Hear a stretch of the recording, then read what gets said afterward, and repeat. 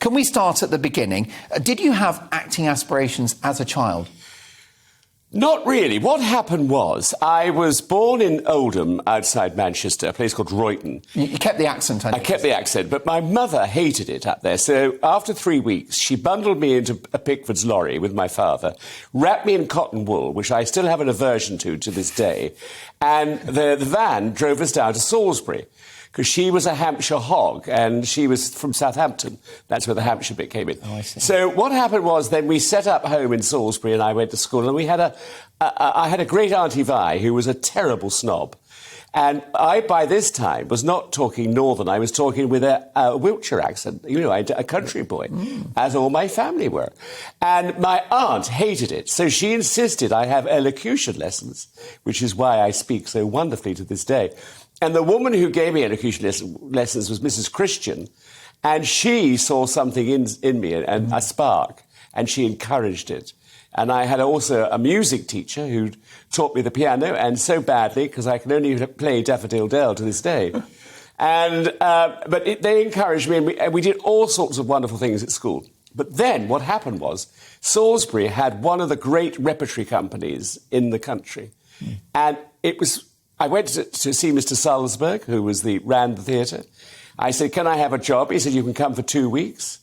I went for 2 weeks, and I stayed 2 years. What age were you when you approached 16 and a half. That rep company? So that's when it officially began at 16 and a half. Began your career. And were you an extrovert as a child? Were you a natural performer? Were you the funny kid in the class? I think possibly I was. I had a best friend called John Brown, and we used to go on cross-country runs, which, of course, John and I hated.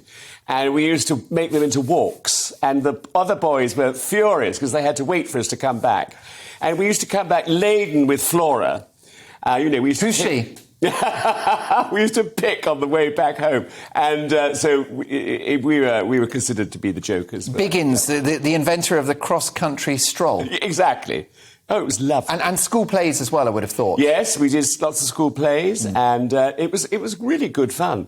And Salisbury was fantastic, because they were the good old days where, sadly, they don't happen now, and young kids can't train. They can go to drama school, but they can't learn about theatre, which is so important, and repertory companies now don't exist. I mean, after 2 years of what we've been through with the pandemic, theatre hardly exists. And it's still in a bad way. Devastating. All of those skills that have been lost because whether it's actors or indeed directors, lighting people, sound and tech guys, they've had to go and get other jobs, haven't they? Yes. And for instance, in New York, they were given billions and billions of dollars by the government to survive. We were given nothing. Even Andrew Lloyd Webber had ran into financial problems. Oh, and Cameron McIntosh. It's been terrible because they put on these big shows, and what we need is an audience, and the audience is tourists, and the tourists haven't come back. So what's suffering? Theatre, restaurants, everything else that revolves around that entertainment.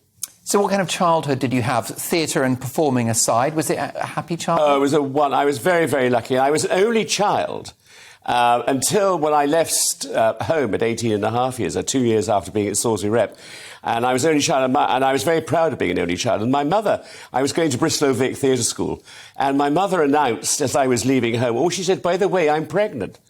And I said, don't be so stupid. The thought of one's parents still doing it was appalling. Absolutely. And I've got a younger brother who is divine, but he's not like a brother, he's like a friend. Yeah. And he's terrific, and he has, 2 lovely children, and...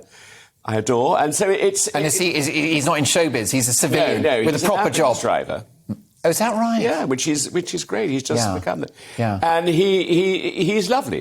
But, I don't really know him as a brother, because I was away.